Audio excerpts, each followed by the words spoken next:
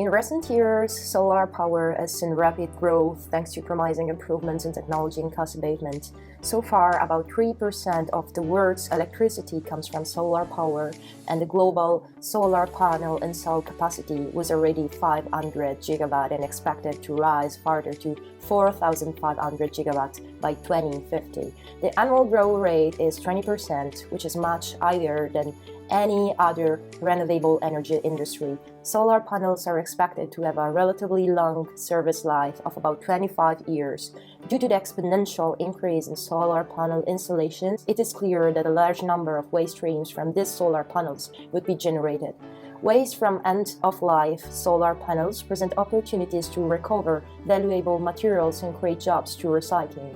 The International Renewable Energy Agency reports by 2030 the cumulative value of recoverable raw materials from end-of-life panels globally will be around $450 million, which is equivalent to the cost of raw materials currently needed to produce roughly 60 million of new panels.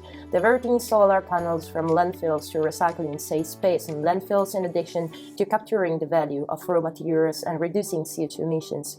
Recently, the solar panel market has seen the dominance for 92% of silicon crystalline panels, becoming the most used worldwide solar panel technology because of its high efficiency and low-cost production. Alternative technologies such as hybrid and organic salts, timfers have been developed and others are still under research. However, the former technology remains the most profitable. The usage of toxic elements and rare critical substances in the production of these solar panel models are the main concern to their extensive use and disposal. Furthermore, the waste generation from solar panel model is being tagged as potentially harmful, similar to e-waste. Recycling solar panel has generated a lot of debate around the recovery and recycling of end-of-life solar panels. Policies and regulations to be implemented, performance and efficiency, and end-of-life waste assessment and management.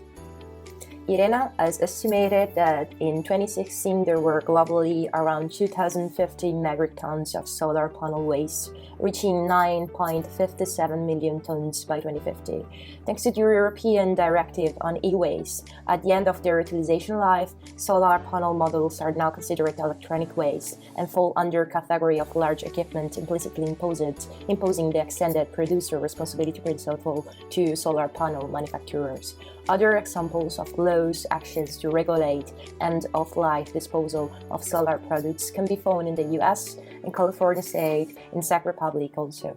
E-waste conventionally ends up on landfill sites along with other municipal solid waste where toxic materials can leach or contaminate their soil or groundwater, resulting in significant environmental pollution issues, or it is incinerated with little gas emission control, releasing toxic and carcinogenic materials into the atmosphere. Additionally, the traditional waste management methods of landfilling and incineration are outdated at this point in time because we need to recapture the value in the products or in rare materials as silver, copper, aluminium, lead, and tin, although they just account for 1% of total weight. A typical panel includes an aluminum alloy frame, tempered glass, a battery piece, an anti-reflective layer, and a backboard. After being disassembled, the weight of the various component reserves is mostly composed by glass, adhesive sealant, silicon, and other components. Owing to differences in composition and model structure, different types of solar panel models require different recycling technologies. Different types of available recycling processes are physical, thermal, and chemical treatment. The model and physical separation involves separating different broken panels without separating any specific types of materials. The individual and total toxicity of various parts are inspected by crushing and shredding them. After they are separated from the models, frames can be recycled using secondary metallurgy. Solar panel system can be repaired if certain electrical components can be replaced. Chemical and thermal treatment for recycling involve combustion and burning. The solar panel are heated at higher temperature. Components containing polymers are burned in a furnace, but other materials like glass, silicon cells, and metals are separated manually. Leftover glass and metals removed can be sent to recycling units. Chemical treatments involve immersing solar panel models in solvents where components are separated after chemical reaction.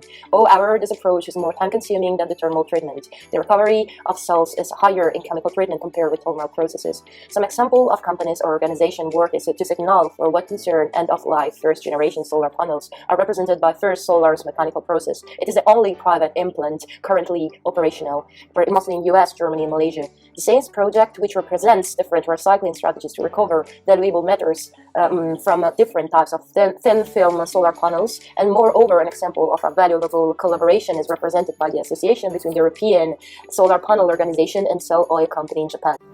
The most relevant barriers as with both consumers and manufacturers are mostly related to high recycling costs, lack of profitability, and recycling incentives.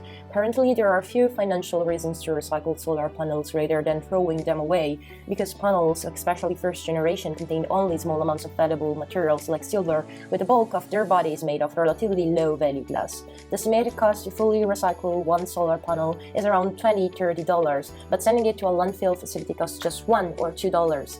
Indeed, what emerged from Kuchela et al. Is that economic profitability is not achieved because it will be impossible to balance their revenues and costs. For example, financial performances are heavily dependent on waste process costs. Another important barrier to consider is the lack of regulations. Indeed, they are still not binding enough because they haven't set recycling targets for solar panels yet, as well as a framework of financial and non-financial responsibilities of factors along the supply chain. To conclude, the technologies available for recycling solar panels are still in their developing process but currently not economically feasible.